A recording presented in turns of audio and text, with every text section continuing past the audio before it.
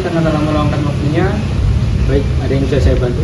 Baik, untuk kedatangan saya pada hari ini, saya ingin membahas tentang pembangunan pabrik, Pak, di desa ini.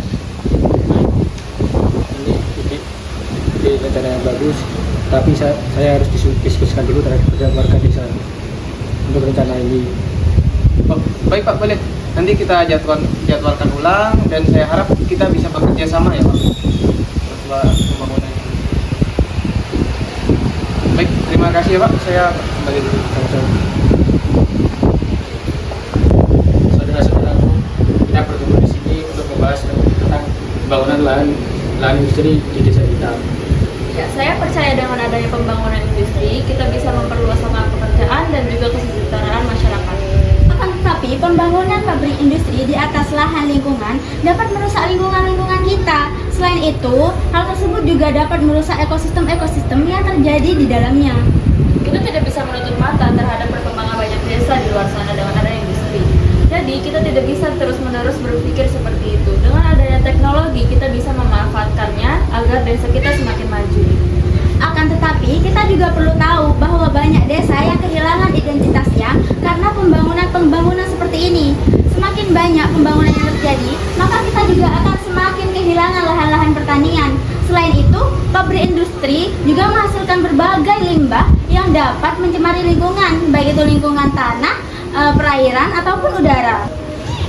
Kita persilakan dulu untuk perwakilan dari lahan industri untuk berbicara. Baik, selamat sore Bapak Ibu. Saya di sini akan melakukan pemaparan tentang proyek industri yang akan dilaksanakan di desa ini.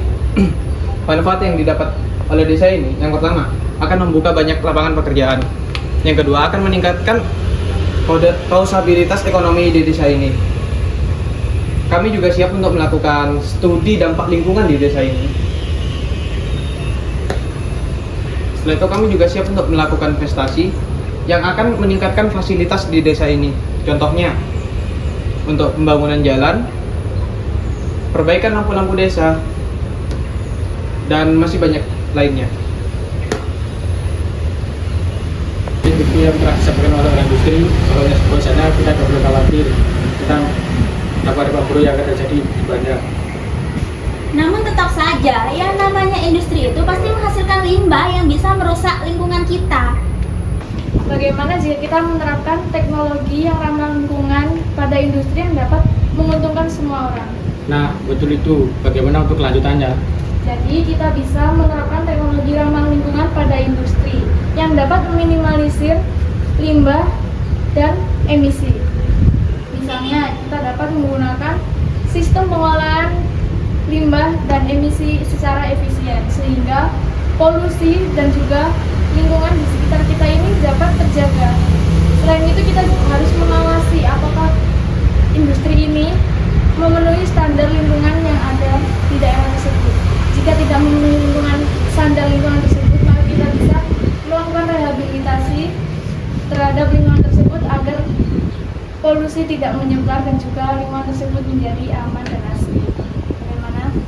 Nah, jadi jika kita sudah menerapkan dua prinsip tersebut, kita akan mendapatkan keuntungan dari dua belah pihak, seperti ekosistem yang maju dan juga pekerjaan yang luas. Kita bisa membentuk tim dari warga agar pekerjaan pelaksanaan industri ini akan maju dan tetap terjaga keadilannya.